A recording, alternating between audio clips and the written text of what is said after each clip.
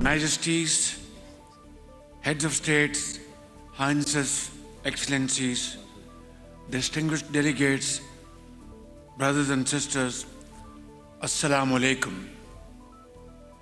We gather today on a very somber and sorrowful occasion when the brotherly Islamic State of Qatar was treacherously targeted by an aggressor who violates international law without fear of any consequence.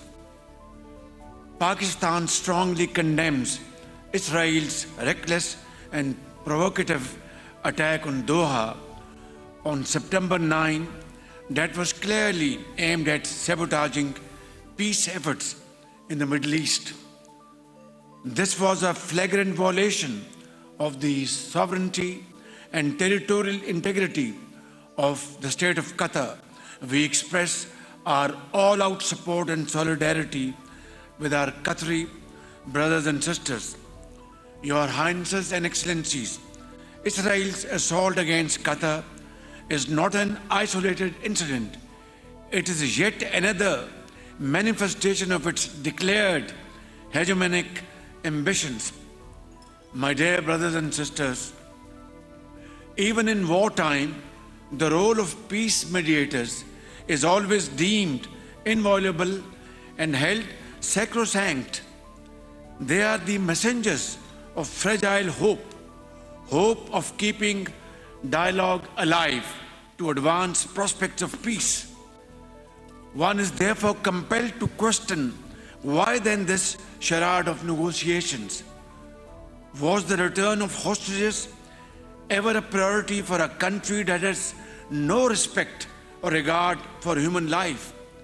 Excellencies, we deeply appreciate Qatar's sincere and tireless diplomatic efforts, guided by the able leadership of my dear brother, the Amir, His Highness Sheikh Tamim bin Hamad Al Thani. Qatar has consistently endeavored to bridge divides and promote the noble cause of regional as well as global peace under the most daunting challenges. Ladies and gentlemen, while Gaza bleeds, the heart-wrenching cries of its innocent women and children echo through these halls. We can hear the frail voice of the 10-year-old boy Amir, who walked 12 kilometers barefooted for a few morsels of bread, only to be gunned down by Israeli soldiers along with 64,000 of his fellow countrymen. Israel's genocidal campaign has reduced Gaza to rubble and ruin. The world shall always bear the scars of this unending carnage etched on the very soul of humanity. Injustice has reached an unbearable level. This must stop and stop now. Excellencies, Pakistan reiterates the following urgent and essential steps. Israel must be held accountable for its war crimes against humanity.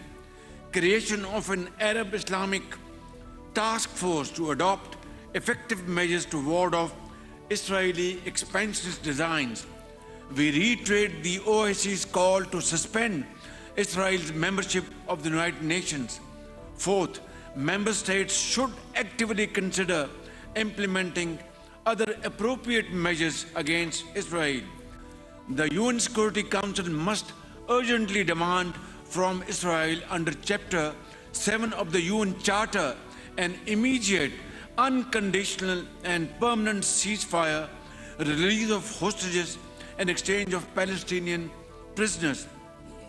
Sixth, guaranteed, sustained and secure humanitarian access to all civilians in need and the protection of aid workers, medical teams, journalists and UN personnel.